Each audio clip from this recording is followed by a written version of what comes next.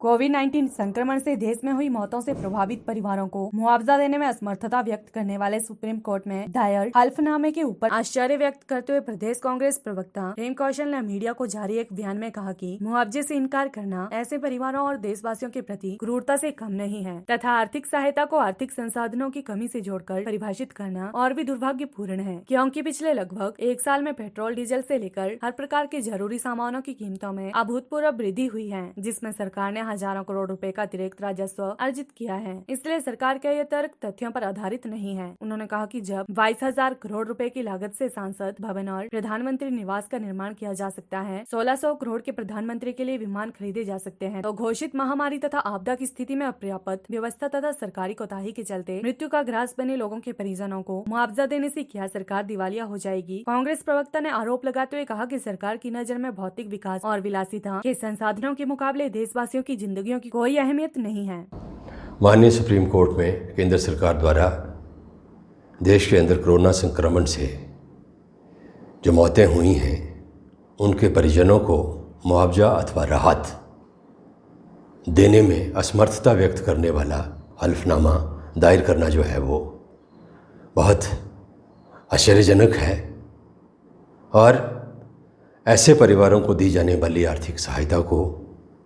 देश के आर्थिक संसाधनों की कमी से जोड़कर परिभाषित करना और भी दुर्भाग्यपूर्ण है, क्योंकि पिछले लगभग 1.5 वर्ष में देश के अंदर लगातार पेट्रोल, डीजल, खाद्य तेल, खाद्य पदार्थ और तमाम ज़रूरी सामानों की कीमतें जो हैं उनकी कीमतों में बेतहाशा और अभूतपूर्व वृद्धि हुई है, जिसकी वजह से सरकार को हज़ारों करोड़ रुपए का अतिरिक्त राजस्व प्राप्त हुआ है।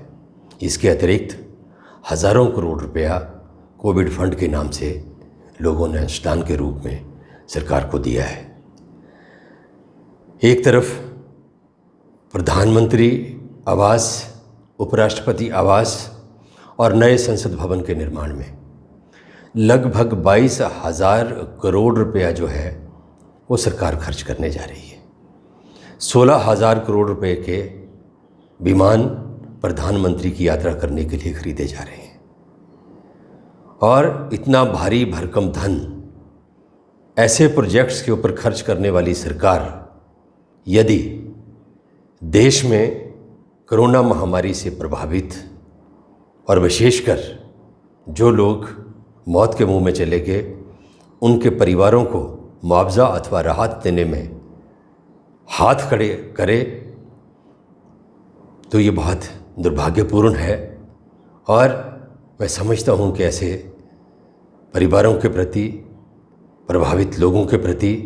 सरकार की क्रूरता है। ऐसा प्रतीत होता है कि जो वर्तमान सरकार है